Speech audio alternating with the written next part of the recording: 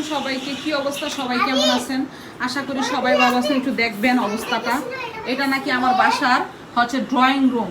এই হলো আমার বাসার ড্রয়িং রুম। এই হলো আমার নিফরা সোনা। কারো বাসায় যদি আমার নিফরা সোনার মতো একটা বাচ্চা থাকে তাইলে বুঝবেন ভাই বাসার অবস্থা কি হইতে পারে। প্রত্যেকটা রুম এরকম করে, দেখেন না, এখানে পুরো একটা স্কুল ঘর বানাইছি, খেলনা পাখি দিয়া, মানে কি কি যে বাসাটার মধ্যে করে, মানে আমি হচ্ছে নিফরার যন্ত্রণায় জাস্ট অতিষ্ঠ হবা কেস। দেখেন অবস্থা। এমন কি খেলতেছে এখন? আমরা খেলতেছি না। এই যে এই দুইটা হচ্ছে মানুষ, মানুষের দুইটা। হ্যাঁ, কি করতেছে? এগুলা কি সাজাইছে? মানে কি সাজাইছো আম্মু? এগুলা কি সাজাইছো?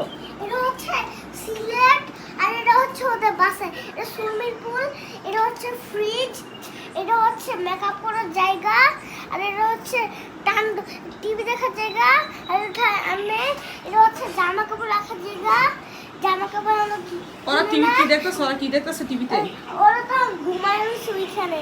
তারপর হচ্ছে এটা খাওয়ার জায়গা, আর এটা হচ্ছে ঘুমানোর জায়গা, আর এটা কি জানে মাইক্রোফোন। দেখছেন মানে আর কি কি করতে পারে? এন্দা টিভিও চলতেছে, কিন্তু এন্দা এইগুলো চলতেছে। ওর ভাই দেখেন আরেকটা খারাপ হয়েছে, এইগুলো চলে বাসাটার মধ্যে। আমি আর পারি না ভাই, আপনাদের সাথে একটু শেয়ার করলাম। কার কার বাচ্চা এরকম করে বাসা একটু বললেন তো। মানে একটার যন্ত্রণায় জাস্ট আর পারতাছি না, এই অবস্থা।